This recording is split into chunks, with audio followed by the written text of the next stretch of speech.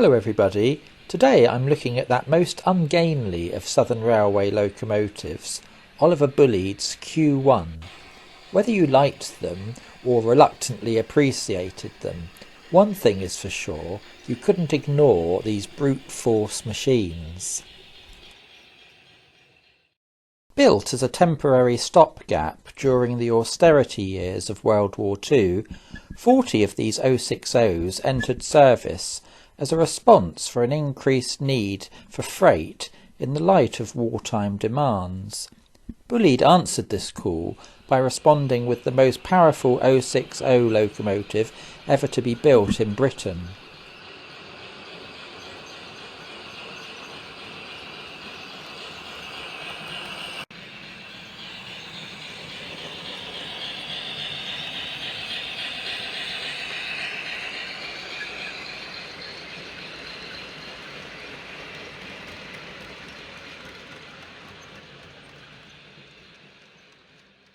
Hornby introduced their model of the Q1 back in 2003 in their 49th catalogue, and I've had this excellent rendition of the Q1 in my collection since the time I first built this layout back in about 2012.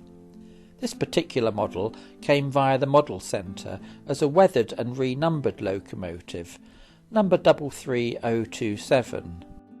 And there's no doubt that these southern workhorses really come alive with some good professional weathering. These oily copper pipes have been superbly replicated, along with the general feeling of grime on the wheels, coupling rods and brake blocks. Built in 1942 at Ashford Works, this locomotive entered traffic as C27, being renumbered as 33027 in 1948. It is pictured here at Feltham Shed in 1964, where it was based from 1953. It was withdrawn the following year in 1965. I've attempted to replicate the pose somewhat with the Hornby model. The austerity years of World War II meant that Bulleid had to prioritise functionality over appearance. This resulted in the unusual appearance of the Q1, devoid of running plates, splashers, handrails, and the telescopic appearance of the boiler side casing. Here is 33027 approaching Basingstoke in October 1965 with a rake of empty banana vans bound for Southampton docks. Let's watch the model hauling a similar set of banana vans on my layout.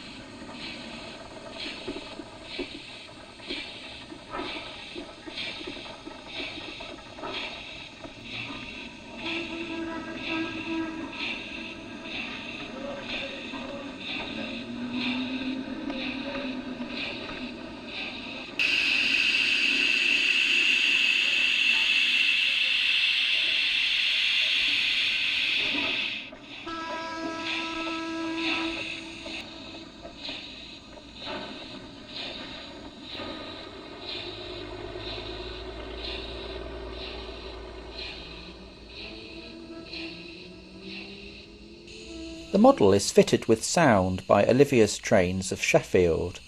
When I took up model railways again, OVS Trains was about the only establishment that could not only fit sound, but also offering firebox flickers, cab lights, working headcode lamps and smoke units.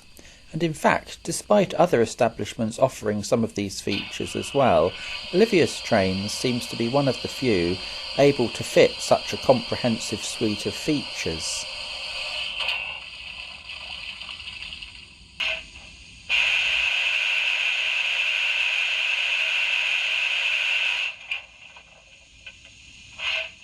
In real life, the Q1's never benefited from the installation of electric cab lighting, but I've fitted it anyway.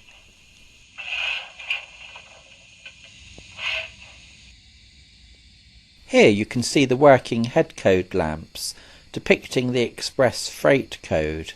They're about to be removed by these firemen for cleaning out the smoke box. It was not easy to stand on the running plate, such as it was, at the front to clean out the smoke box. You were standing too close, so the simple expedient was adopted of placing a plank across the buffer shanks. Alarming when you consider that a fall from there into a pit was 6 or 7 feet or more. I have to thank Mike at this point from the YouTube channel Model Railways Unlimited for recently recommending these excellent 3D printed and painted figures from Moorview Models, depicting drivers and firemen. I've recently brought quite a few. You can see Mike's video on this subject by clicking the link in the corner or in the description.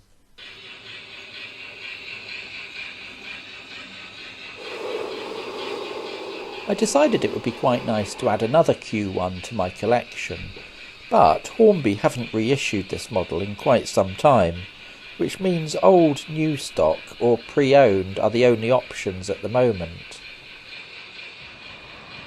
It was whilst visiting my local model railway exhibition in March at Alexandra Palace that I found a model in good condition being sold by Rayherd Model Railways.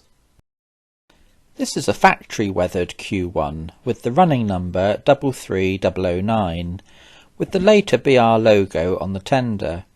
As with 33027, I sent this off to OVS Trains to be fitted with sound and lighting. They also added a more realistic real coal load. I've added a Moorview Models driver and fireman to the cab. The fireman is in the act of shovelling coal from the tender. I've also added a coupling to the front so that I can double head this loco with 027. A noticeable difference compared to 027 is the inclusion of the mechanical lubricator linkage. When first built, many of the Q1s had gravity and water displacement lubricators for the axle boxes, steam chests and cylinders, replaced in time with a single mechanical lubricator, which appeared on about 27 of the engines, although not all of the Q1s received this. The power classification given to the Q1s was 5FA, and this was applied to the cab side under British Railways from the mid-1950s. The Southern subdivided some freight loading categories into A and B, A denoting the lower end. I assume this was due to the Q1's lack of braking power due to its relative lightness, an important consideration when dealing with unfitted freight trains. In fact, this explains why the Q1 was seldom seen in the ups and downs west of Salisbury, or should I say Melchester, where the gradients were more considerable. Just below the number is a small yellow triangle indicating that the locomotive is fitted with a TIA water treatment system, the briquettes for which were stored in a container next to the water filler cap on the tender. 33009 was built at Brighton Works and entered traffic in July 1942 as C9. It was renumbered as 33009 under British Railways in May 1950 and was initially based at Guildford Shed. It ended its career based at Nine Elms in 1965. It is pictured here at Eastleigh in May 1963, looking remarkably good, having just completed a general overhaul. These British Railways Conflat containers are being loaded and prepared for transportation by this Shelvoke and Drury freight lifter of 1952, which is in British Railways maroon livery. Let's follow them on their journey as 33009 backs down onto them.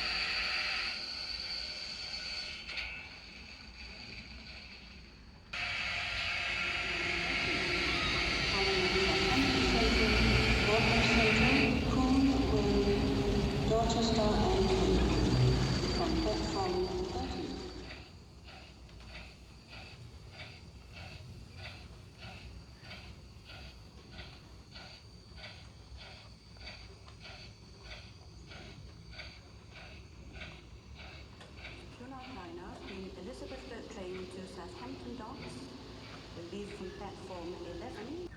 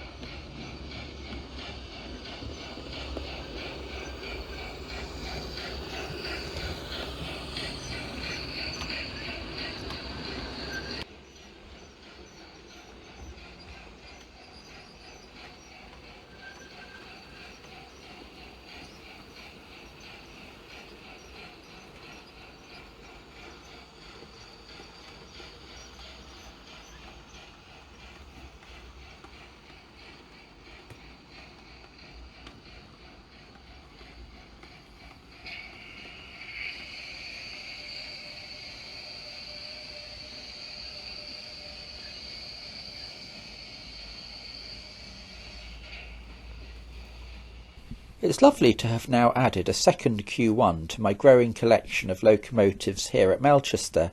So let's end this video by running them together as a double header. In real life the Q1s could often be seen hauling heavy trains of anything between 60 and 80 wagons. I've mustered together 80 wagons, so let's see how well the Q1s deal with them. And by the way, keep an eye out for Rapido's new OVS Bulleid private owner's wagon, which appears somewhere in the train.